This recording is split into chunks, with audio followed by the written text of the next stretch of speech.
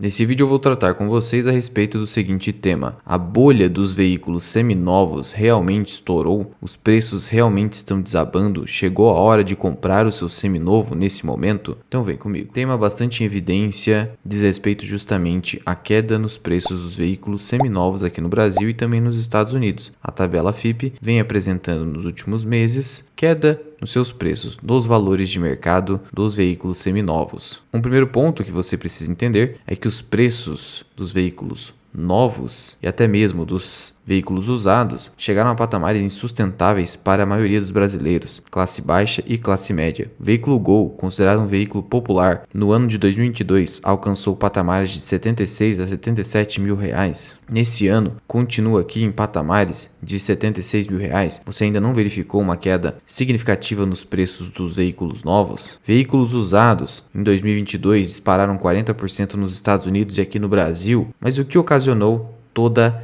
essa alta nos preços? O primeiro fator são juros norte-americanos. Veja que os Estados Unidos utilizou-se da mesma medida que ele utilizou para tentar salvar o país da crise financeira de 2008, a queda expressiva nos seus juros. Veja que, após o crash do coronavírus, você teve aqui a taxa de juros chegando a patamares pífios. Você encontrava financiamentos nos Estados Unidos com taxas próximas de zero.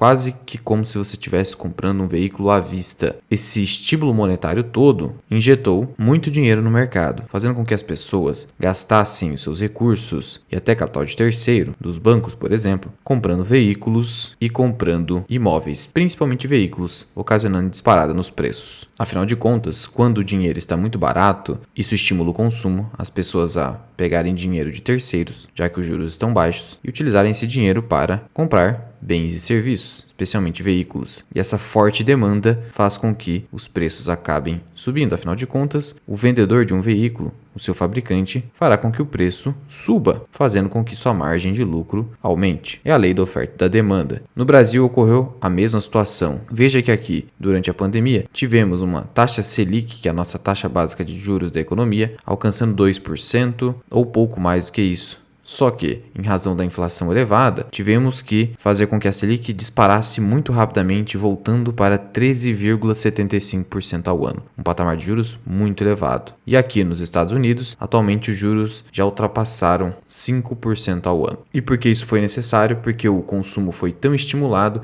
que a inflação, tanto no Brasil quanto nos Estados Unidos, acabou se tornando insustentável. Você teve inflação nos Estados Unidos disparando 9%, no Brasil o IPCA ultrapassou 10%, só agora que o IPCA ficou controlado abaixo de 5% nos últimos 12 meses, em razão dos juros elevados que permanecem vigentes nesse momento. Mas não apenas os juros e o estímulo ao consumo, ou seja, essa política monetária expansionista durante a pandemia que ocasionou a disparada nos preços dos veículos, mas também a crise mundial dos semicondutores, os chips. E que crise foi essa? Que inclusive fez com que 12% dos fabricantes de diversos setores ficassem obrigados, no ano de 2021, a paralisar a sua produção, parte dela, pela falta desse componente extremamente essencial no mundo moderno. Só para você ter uma ideia da essencialidade do semicondutor dentro de um veículo automotor, um único carro pode ter mais de 600 semicondutores, e a falta desse componente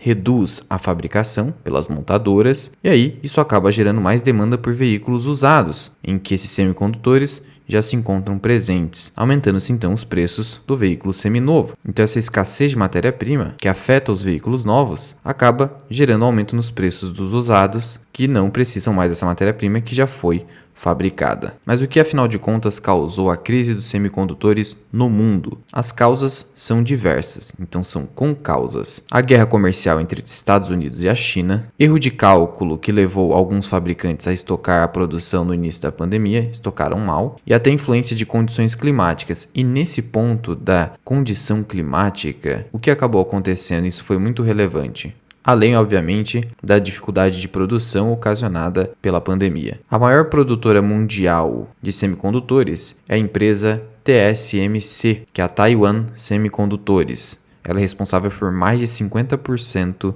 de todos os semicondutores produzidos e utilizados no mundo. E ela teve um problema, porque Taiwan passou por uma seca muito pesada, ocasionando falta de água em Taiwan. E caso você não saiba, a água é usada para limpar dezenas de camadas do metal que forma um semicondutor. Segundo um próprio engenheiro elétrico da Universidade Nacional de Taiwan, abre aspas, em um chip, em um semicondutor, existem muitos bilhões de transistores e precisamos de muitas camadas de metal para interconectar todos os sinais. Temos que limpar a superfície repetidas vezes após a conclusão de cada processo. Nesse cenário, o que você teve então? Crise de abastecimento por conta do Covid, crise climática que afetou Taiwan, que é a principal produtora de semicondutores no mundo, guerra comercial entre Estados Unidos e China e outras com causas menores, características da realidade. Não há como você simplificar, a realidade é apenas uma causa. Uma crise decorre de várias causas. E esse foi o cenário com os semicondutores. Isso gerou então a bolha no mercado de veículos usados no Brasil e nos Estados Unidos. No ano de 2021, se falava que essa bolha não duraria mais do que 8 a 10 meses, e isso acabou perdurando por mais tempo. Como qualquer tentativa de previsão, ela já nasce falha. A verdade é que os veículos ainda continuam a preços elevados. Claro que houve uma desaceleração, e a tabela FIPE demonstra isso. E essa desaceleração, por exemplo, não atingiu grandes marcas, principalmente marcas de luxo, como a Ferrari, que consegue manter a sua demanda. Mas outras montadoras experimentaram essa queda. Cuidado ao analisar aqui a alta que houve no volume de vendas em 2023, conforme alerta a Associação Nacional de Fabricantes de Veículos Automotores, essa alta decorre do fato de que a crise de semicondutores já apresentou uma queda, fazendo com que o fabricante consiga comprar a matéria-prima a um preço menor, e esse custo menor se reflete num preço menor, que causa um aumento de vendas. Além de tudo, o que é principal, a base comparativa é ruim, porque esse aumento se refere ao ano de 2022, onde já começou a haver uma desaceleração. Olhando-se aqui o gráfico mensal de vendas do último ano, você percebe que há uma grande volatilidade e até fevereiro estava havendo uma queda muito forte na venda de veículos. Só que a partir de fevereiro houve uma disparada de 53%. Então esses últimos meses de março e abril, você verificou uma certa alta no volume de vendas. E uma possível causa para isso, que poucos comentam, é o fato de que, diante dos juros elevados no país, a taxa de inadimplência também aumentou. As pessoas não estão conseguindo pagar seus empréstimos e até mesmo um banco como o Bradesco sofreu com isso, reconhecendo que emprestou mais do que deveria, inclusive quase reportando prejuízo se não fosse a sua operação de seguros. E essa alta taxa de inadimplência, por conta dos juros elevados, se reflete, e já se refletiu aqui nessa queda desses primeiros meses do ano de 2023, onde aquela pessoa que acabou contraindo financiamento no final do ano passado, porque recebeu ali 13º, participação nos lucros e outros bônus adicionais, naquela euforia toda, fez o financiamento do seu veículo e provavelmente nos primeiros meses já não conseguiu pagar e viu-se desesperado em realizar a venda para reunir recursos, ou quando as pessoas já estão endividadas por outros motivos e têm veículos para fazer a venda, acabam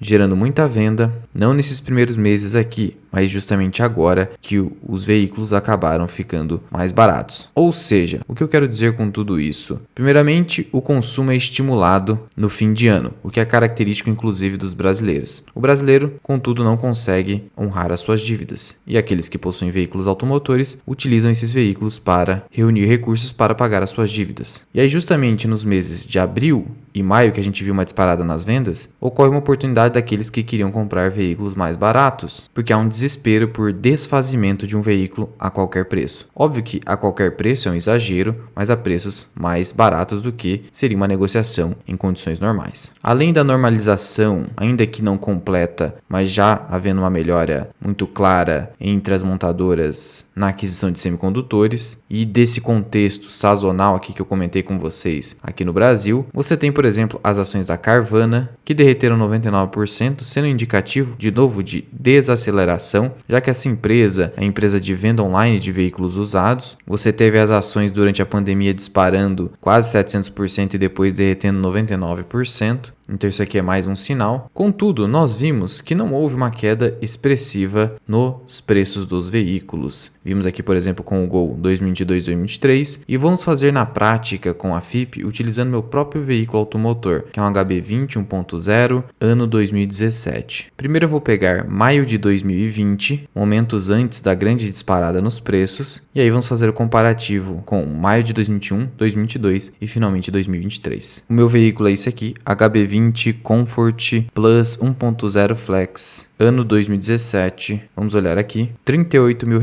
exatamente o preço que valia à época. Vamos olhar aqui então o ano de 2021, disparou para 42.275, disparando ali quase 15% de um ano para outro, uma valorização muito expressiva para um carro usado. O histórico no país é de que o carro usado, exceto se for de alguma marca de luxo, tende a não se valorizar, mas esse aqui foi um evento excepcional. Maio de 2022, o preço disparou para R$52 mil.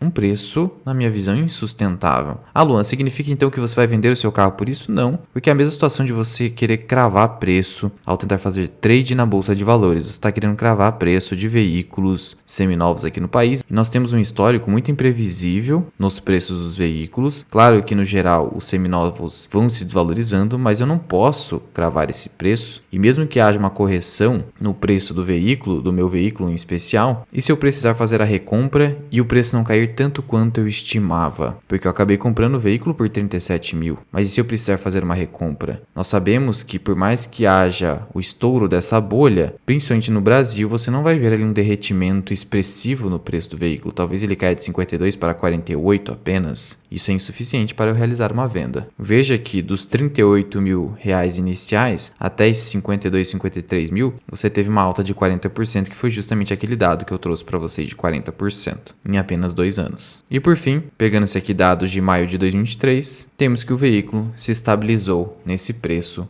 por enquanto.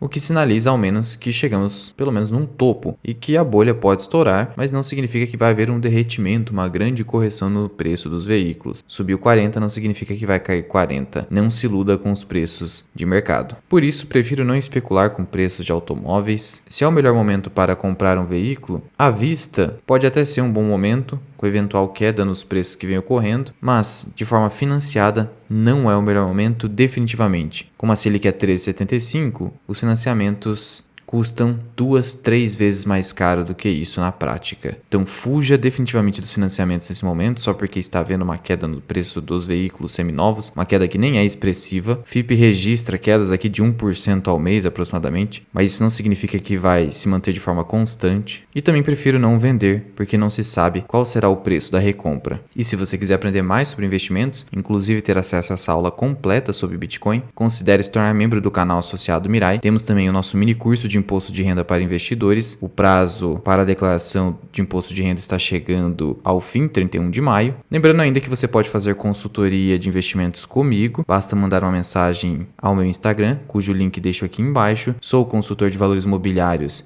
e analista CNPI 3707 e posso montar a sua carteira de investimentos individualmente. Mas já vai deixando aqui nos comentários, você acredita que a bolha dos veículos seminovos já estourou ou ainda está prestes a estourar? Comenta aqui embaixo. Muito obrigado por ter ficado comigo até aqui. Eu sou o Luan, que é o canal Mirai Investing. Até o próximo vídeo. Fui!